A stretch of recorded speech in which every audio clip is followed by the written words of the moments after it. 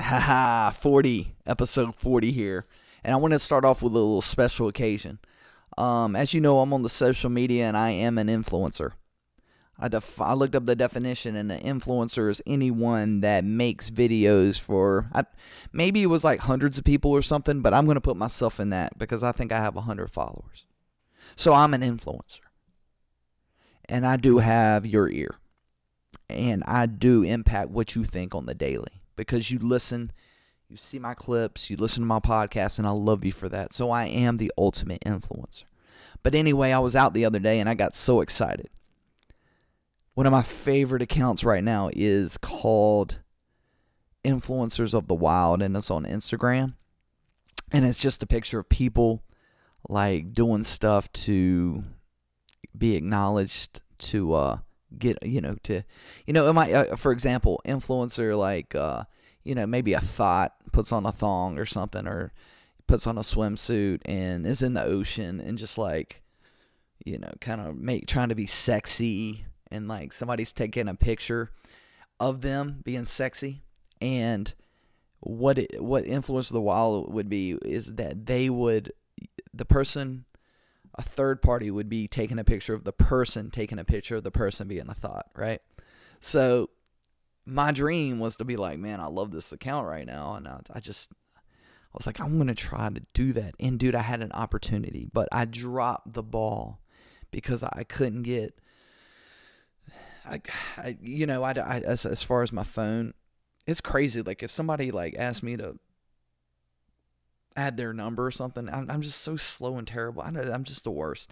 And I realized that when I got my phone out, because I saw somebody doing a split or trying to do a cartwheel, and it was horrible, horrible. And her little boyfriend with like it was in a hipster kind of area. He had his little man bun like I used to have, which I kind of, I do hate myself that I had it for so long, but I'm probably going to grow it back out. He was taking a picture of her, and she was horrible, but I could tell she was really in it. And they kept on going back and forth. Like he would take a picture of her doing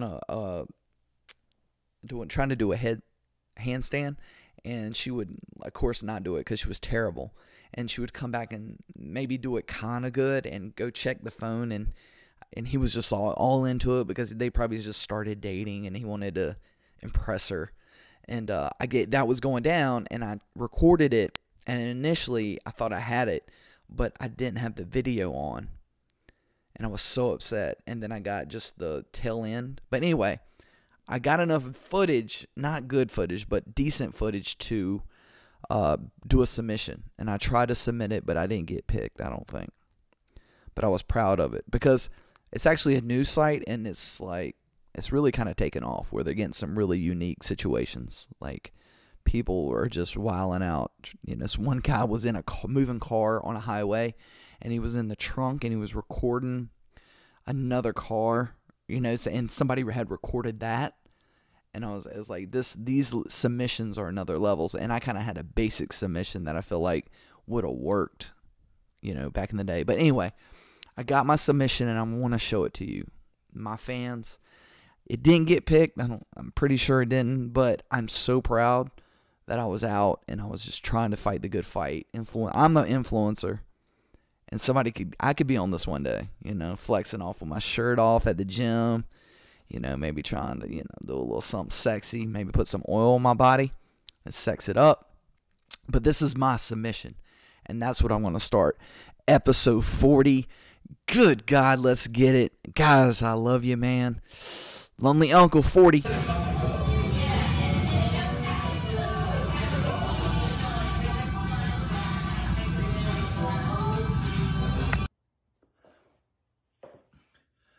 Wake up and teardrops, they fall down like rain.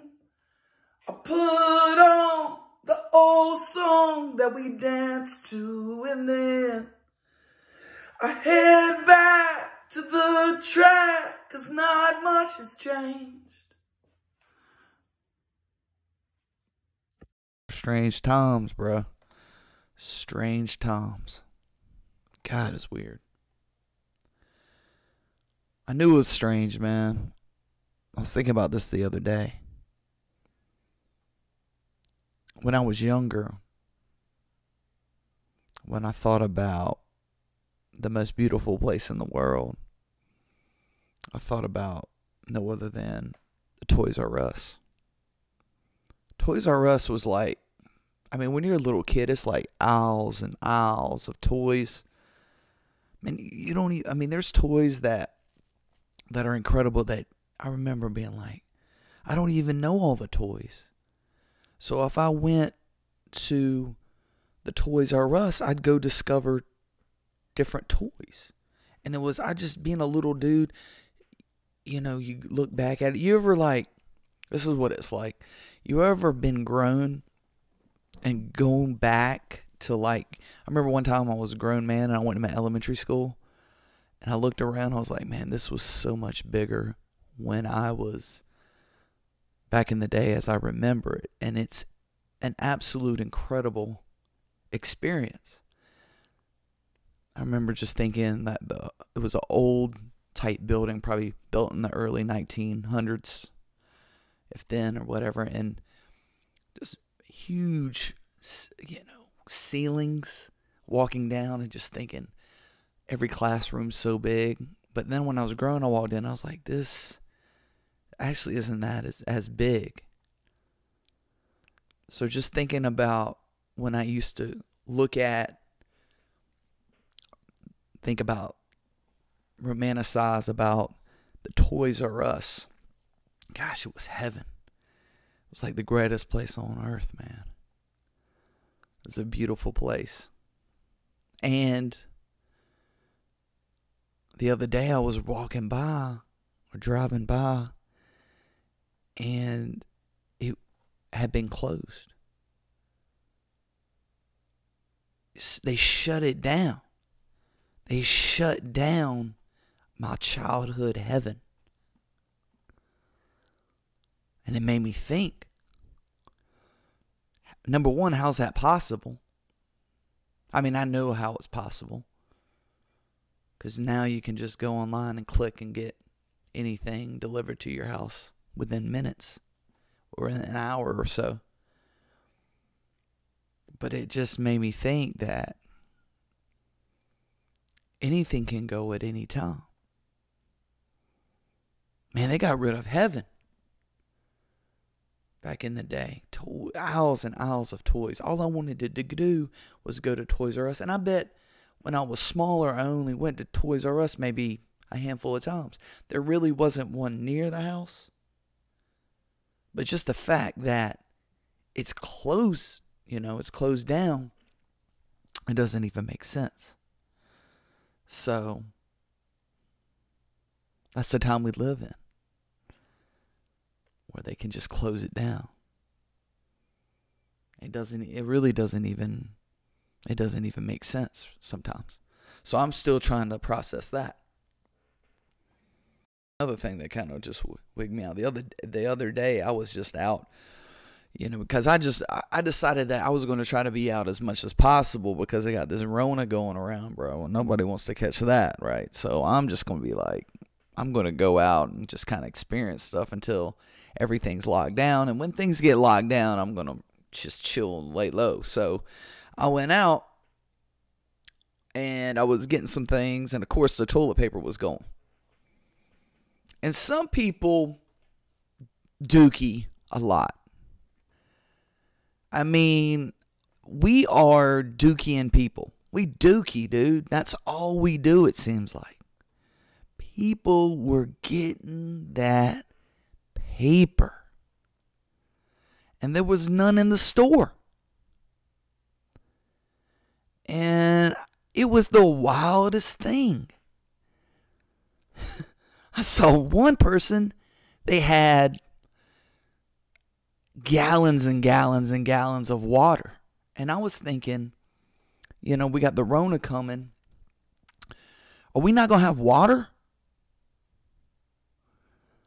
Somebody had so much milk, so many gallons of milk. There's no way they're going to drink it all. I don't care if she had 12 children at home or whatever. That milk's going to go bad, bro. That milk's going bad. And she had so much of it. People just tripping out. We had no hand sanitizer. That shelf was empty. And it was just the weirdest apocalyptic vibe. And I was thinking, this is what the Black Plague was like. You know, if you went to the local, let's say you went to the local Target before the plague. These people, it's time to panic.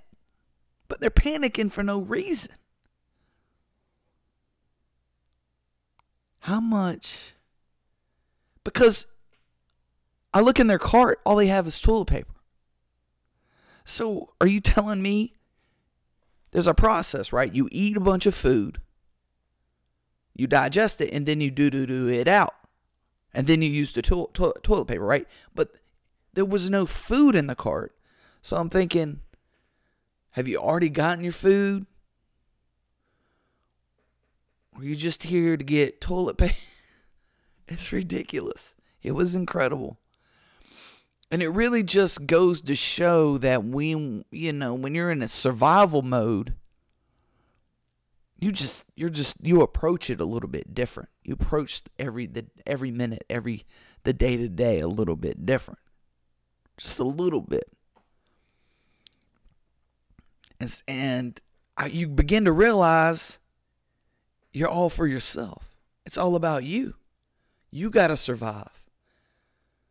There's cases where people, it looks like, are reaching out and trying to help during a situation like this. But most of all, most people, it seems like, are loading up their cart with that doo-doo paper, and just like, it's all about them. And they don't care if they wipe it out. People are probably buying that, because I ain't lying to you, that chicken donut sandwich. Dude, could you imagine the dookie you would take after eating the donut chicken sandwich from the KFC? Oh, I bet that's the most horrific smell you've ever smelt. And I bet you put 4 plies of toilet paper up in your crack. I bet your butthole's just like, it's like, is that all you got? Is that all you got? I'm the chicken donut sandwich, baby. I'm surprised I didn't catch on sooner, because that slapped about 10 years ago. It was at the fair. And if you've ever been to the fair's a place, it's a beautiful, clean experience. Like right now, it'd be a good place to go. It'd be a good place to go. But it was surreal, and I caught myself, and I really did, and it's almost like you're in a film or a movie. It's strange ass times. I'm looking around, I was like, is the end of the world coming? And is this what it looks like? And I know that's an exaggeration, and I realize it's not, but I just got a little taste of it. And I didn't like what I saw. So if you're in the aisle and you're packing up the toilet paper, and somebody comes in there, and they're like, damn, are you giving one of your toilet paper packages to that person? Or are you going to go check out with so many rolls that you have no room for the food that you need so you can doo-doo to clean and wipe your butthole? Because I didn't see a lot of food being purchased. I just saw towels, paper towels, toilet paper, hand sanitizer, wipes, all gone. No food, though. But milk. And I bet milk's taking a hit lately because people are like, don't drink milk, white milk. That white milk. I mean, people are always going to drink that chocolate. People are drinking almond milk sometimes. At that moment, though, I was thinking, this is a little bit of taste of what it would be if it all came crashing down. It's all about yourself. And what I like to see is a little bit more community love. Maybe you could open up one of those packs of 48 and just get a slice of that toilet paper hit, or maybe just a roll, and you just give it to your friendly. You just give it to your fellow man. And you say, hey, don't get the chicken sandwich with the donut. Don't eat that because you're going to need this whole roll, because you'll be doo-dooing out of every orifice of your body. There's no way that chicken sandwich and that donut is only coming out of your butthole. It's coming out of every hole. That is just like, you might as well just go lick the subway station. You know, the rails at the subway station or the rides at the fair. The most infected places in the world. Those are the two. I guarantee you, your chances and your percentage of getting the virus would be higher going to certain establishments and just coming into contact with inanimate objects rather than making out physically with a person with the virus. I feel like it would be more contagious than to go to the fair at a time like this and just be there and touch everything and eat the food and smell the air and see the... I tell you what, though, one time I went to the fair and I saw that little person and they looked heartbroken. I was like a little punk high school kid, and I was like, man, let's check out the littlest man in the world, or is the littlest woman in the world. And I remember paying for a ticket and going there, and that woman was sad, and it made me sad. And I wasn't about laughing about them. I had a real moment. I wasn't a butthole about it. And that's the theme of today, is butthole. Everything relates to the butthole. Your butthole, right? Because you need toilet paper. And if you don't get it, you're gonna die. But anyway, that was sad, though. I remember me and my friend looking at each other because we had a little bit of compassion. We were punk high school kids. And I wasn't the worst kid, but I wasn't the best. And there's stuff I still look at and I'm saying, I wish I never did that. That was dumb. But that's a part of being young, baby. And you have to know how to make mistakes. And I see it every day. High schoolers making mistakes.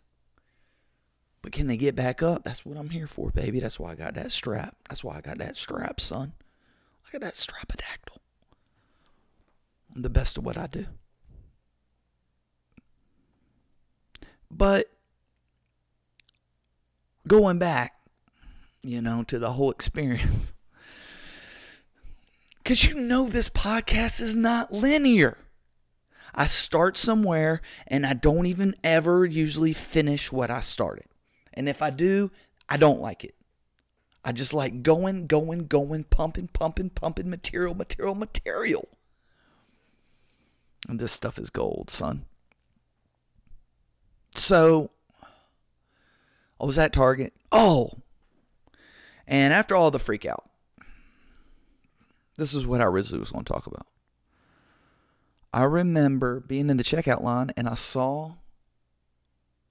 have a couple like young nieces, and I like youth. I like the energy of just wilding out and not having to worry about being an adult and the things that adults have to worry about, just whack stuff. So, if I see a little kid, or something like it, I'd say, what's up, dog? I say dog, too. I don't know if sometimes the parents look at me kind of weird. I'm like, what's up, dog? And if it looks like me, and it's a single mom, sometimes I'll say, are you my son? Because, hell, you get out there. LU on the dating apps. So you never know. I've been on this dating app. I've been on this dating app kick for a decade. On and off, on and off, on and off. So yes, I might be at the Family Dollar and I might see somebody and I'm like, son? Are you my son?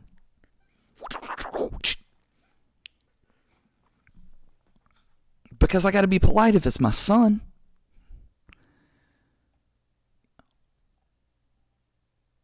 You know, it might be that girl that I met at the Silver Dollar back in the day.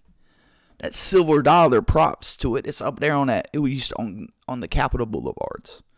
It was on the Capitol Boulevards to the right. You could take a right. It was a Silver Dollar and something else, and it was a beautiful bar. It was a kind of bar you put in a 15-hour workday on the construction site, and you go to the Silver Dollars. Most straightforward people you've ever talked to. There's not a hidden agenda anywhere in the site. Bartender was just the nicest.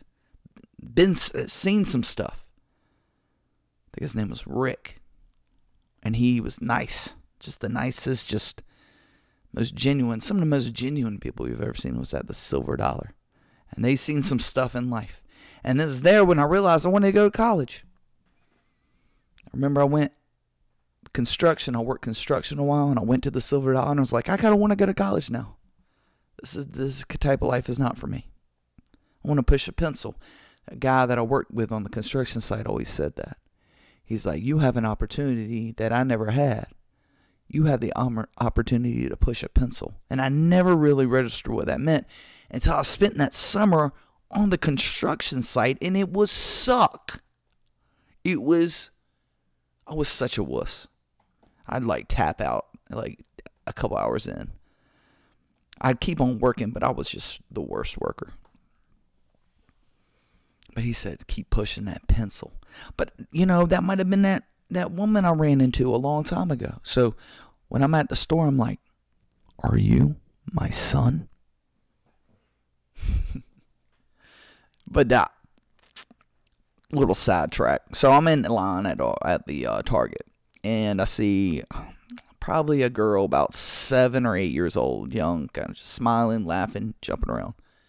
And, you know, I'm in line, and I guess when you go everywhere and you're single and you're by yourself, usually there's certain scenarios where you're just always going to look creepy, especially when I have my glasses on. Glasses in particular. I like wearing these. I get that cowlick out. God, man. I get some dirty DMs sometimes. Some girls are like, man, I want to lick your cowlick. I'm like, what? Didn't your parents raise you right, bruh? That's disgusting. But look at that cowlick. God, look at that cowlick. It's beautiful. But anyway, if I put on my glasses, you know, and I look a little unkempt, I think I can't remember if I had my glasses on at this point, but I was just like, hey, how you doing? To the little girl in line, waiting in line. But oh my, dude, her mom looked at me like I was Michael Jackson on his, what is it called? Neverland. She... Oh, and I realized, dude, there's some certain situations you just come across kind of creepy.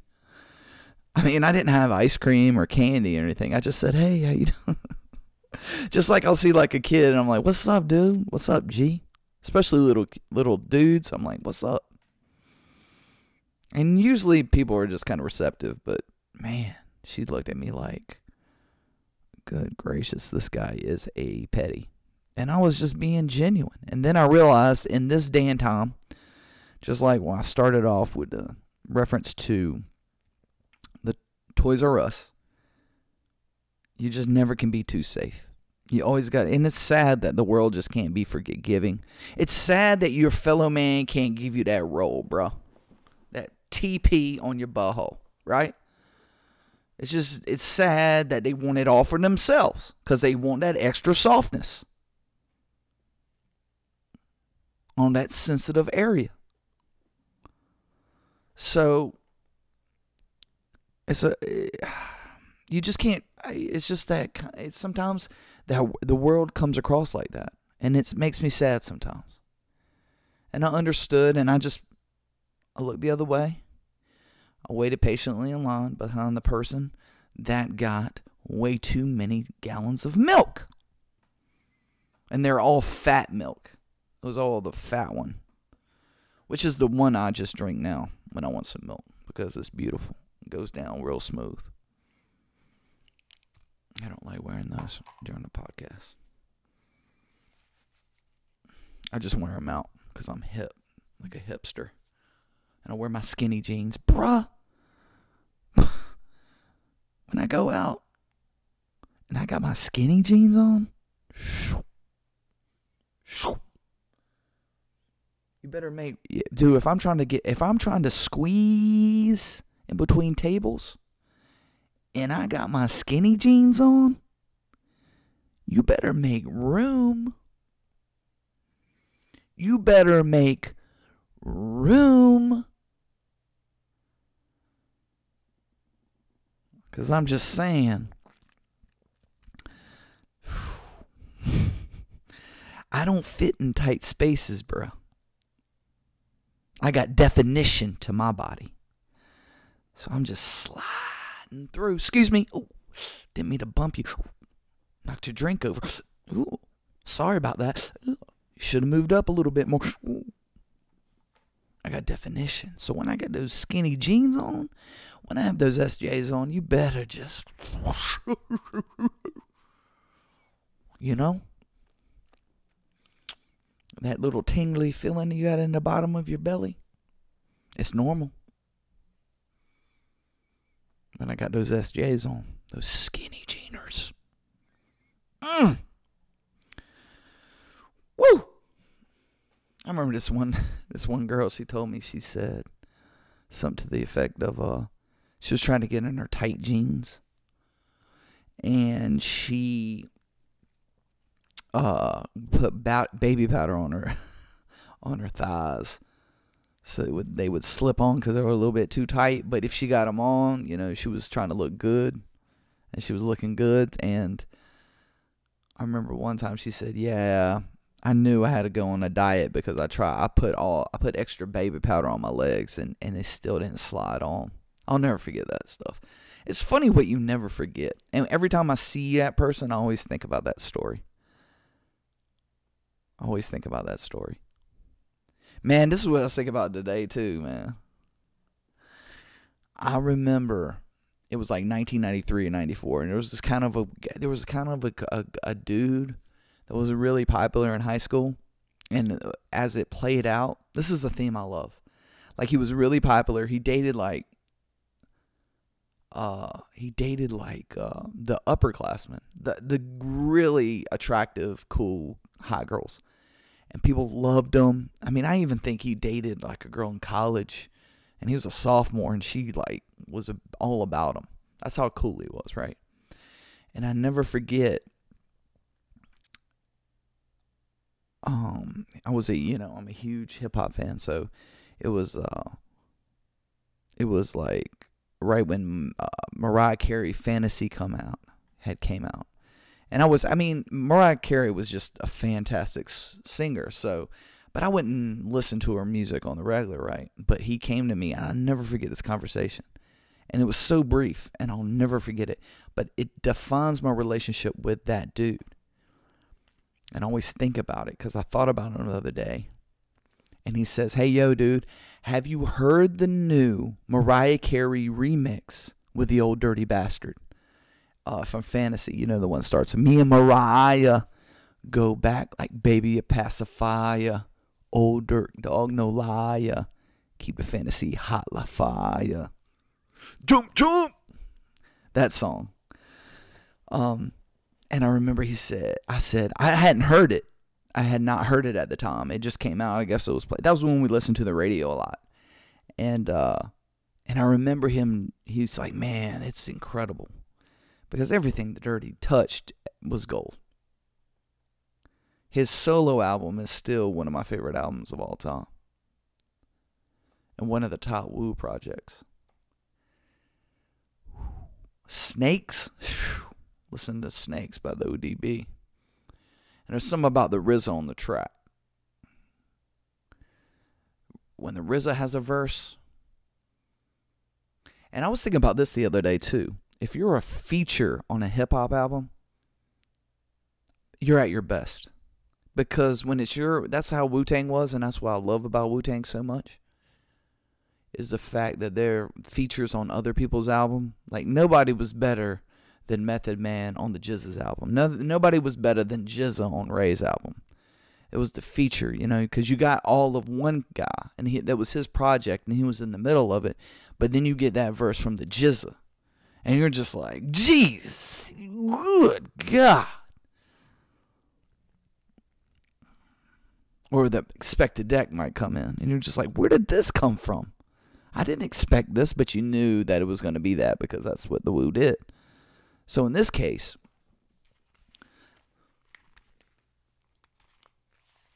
this kid said, have you heard this remix? And he started singing it. He says, yeah. He says, this is the Mariah Carey ODB remix, and it starts off, me and Mariah. And he started like singing the first part, and it was like kind of new and fresh, and I was like, whoa, that sounds amazing. So I immediately had to go listen to it. And that was back in the day where you would record, it was probably like 92, 93, where I would record songs from the radio. And I always got mad when the DJ would talk too long in the song. Like, hello, this is Rick from K97.5, and this is the blah, blah, and he would talk, and then it would go, bucked out in the night, it's like, inside. And then Mariah would start singing. But he would talk all the way to her verse, and he would talk all during the intro of the song. So it's so funny when I go back and listen, when I would listen to those tapes, the DJ speaking and saying, hello, this is Tuesday Night Top 10 or something. And that would be in your mind. That would be a part of the song because you record it. And I remember staying up and just like being quick on the record, because to explain it to you guys that aren't from my age or time, I used to have a big stereo, and then there was going to be the radio would be on. And the radio, you could record tapes, cassette tapes with the tape. The tape. Fast forward record, and we had it. So I would have blank tapes, and I would record the songs of the night, the top 5 or whatever, and I'll never forget, like, I would have a tape with like 5, 10, 15 songs on it, and it would have, sometimes I would get so mad when the DJ would try to play it up and talk all the way into the first verse, because then you would listen to it, and that dude's talking on it, and it kind of took it away, because you just wanted a clean cut. And if you could get a clean copy, you could. And the best clean copies would be music videos. So I'd wake up every Saturday morning at 10 o'clock. And Yo MTV Raps was on at 10. Rap City was on at 11. And that's where I really built up my passion for hip-hop. And then wrestling came on at 12. And then WWF came on at 12.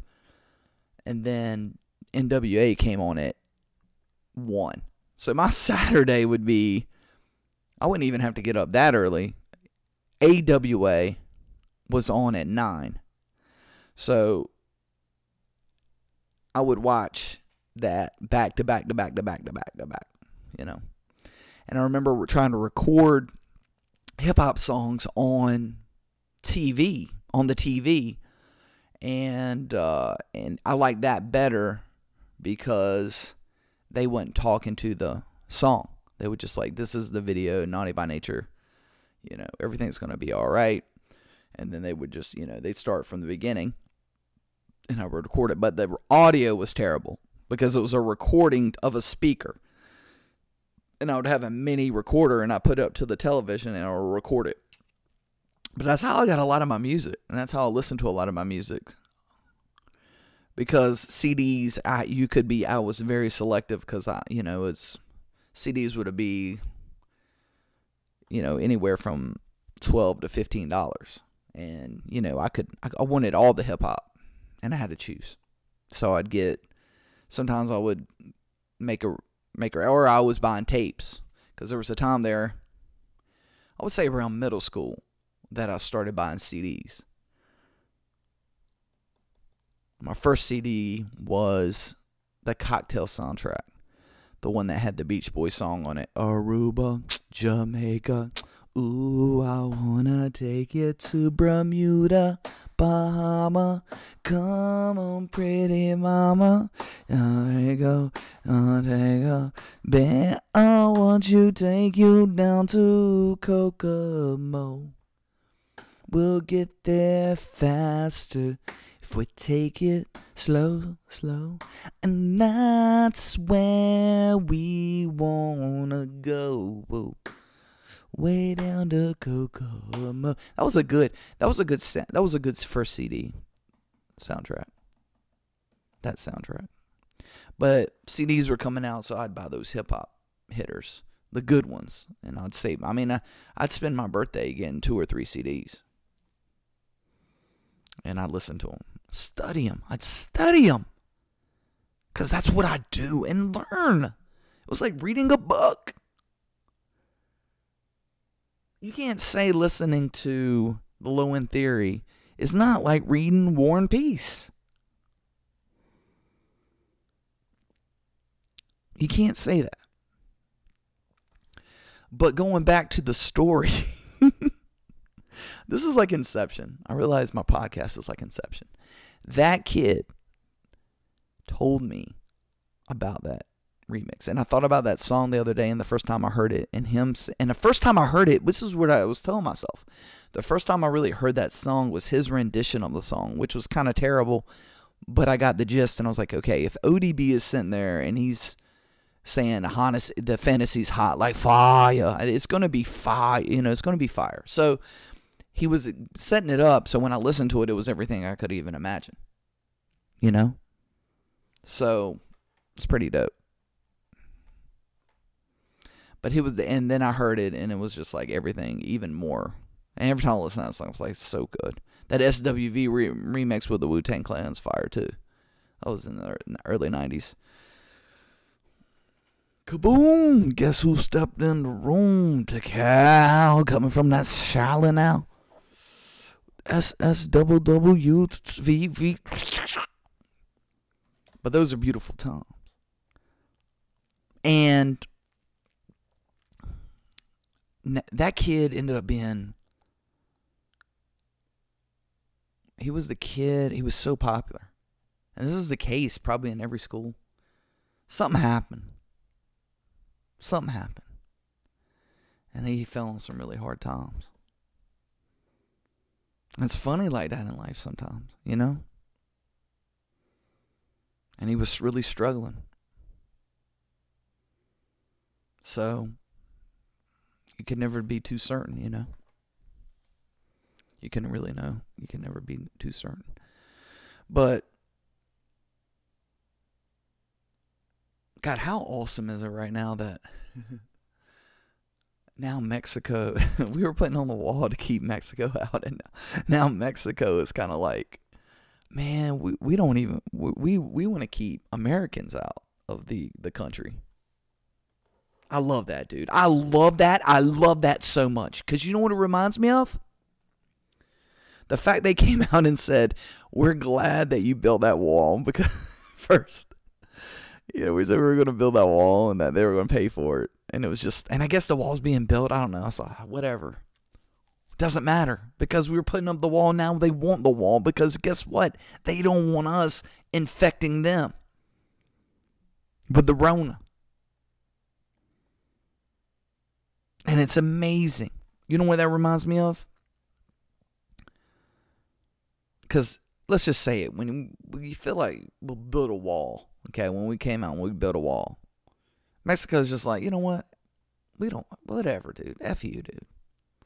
Whatever. I'll see how it is. You want to put up a wall and try to keep separate from us. Okay. And then it flips. That's poetic justice. It reminds me when I was hitting the dating scene hard in elementary school. And I was 3rd or 4th grade, and there was this cute girl, dude. She was nerdy, but she was cute. And I remember there was a rumor going around that she liked me. And I remember my friend he was a jerk looking back at it. He was one of the worst. But of course, he wanted to be cool, so he was cool in everybody's eyes. But I never forget, he gave me crap. He said, "You're gonna date that geek, that nerd?"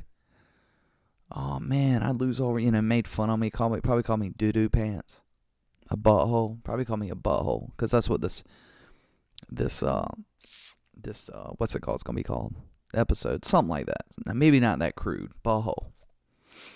But, and I was like, no, man. I remember being at lunch one day, and he was like, "Are you really gonna like that geek?" I remember him saying, "She looks like a frog." And I was like, "No, man. You know I'm real."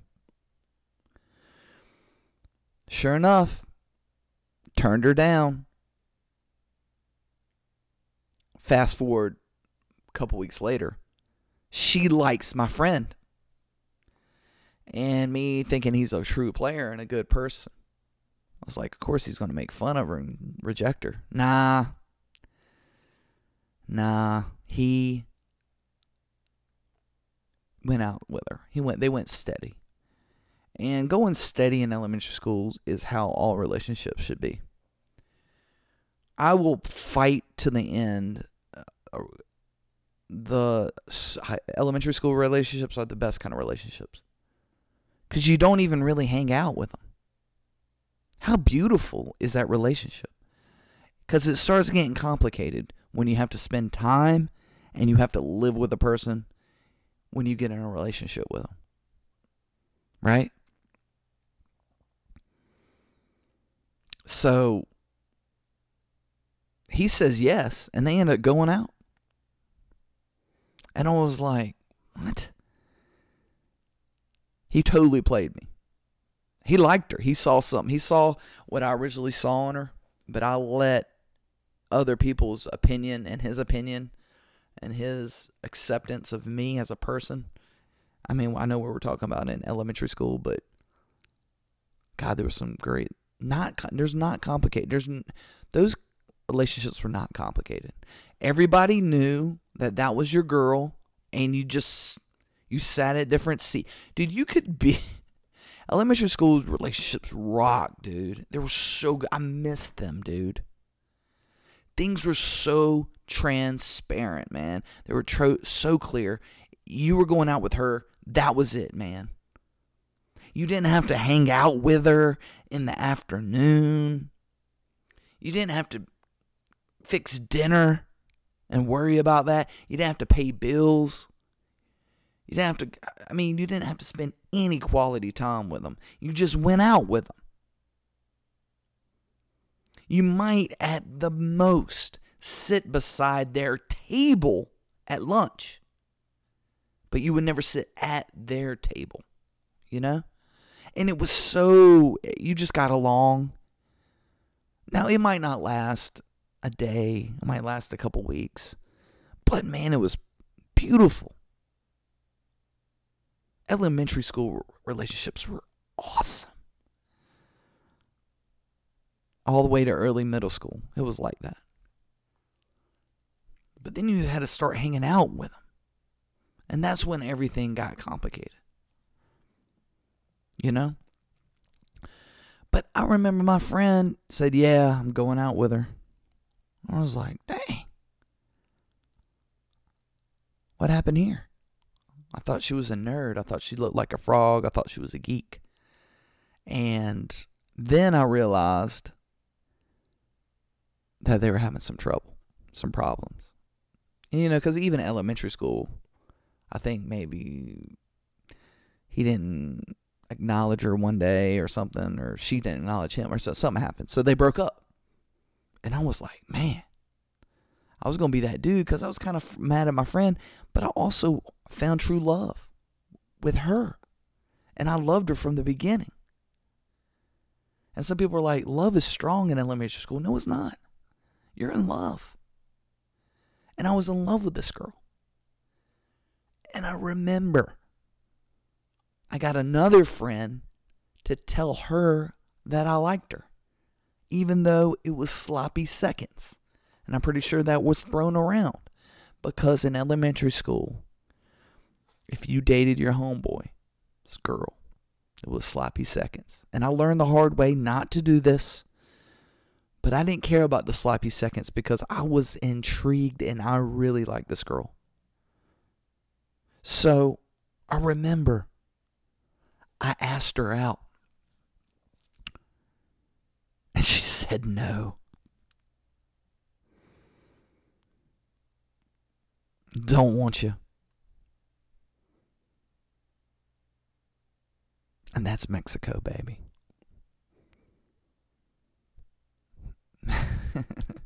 Mexico wants nothing to do with us right now, baby. We got that virus, that Rona.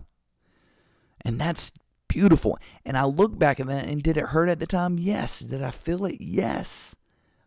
Was I destroyed? I will give it to my homie that actually dated her, or when I dated her, elementary school, went out with her. He didn't give me that much hard crap when that happened. But I learned something that day. Man.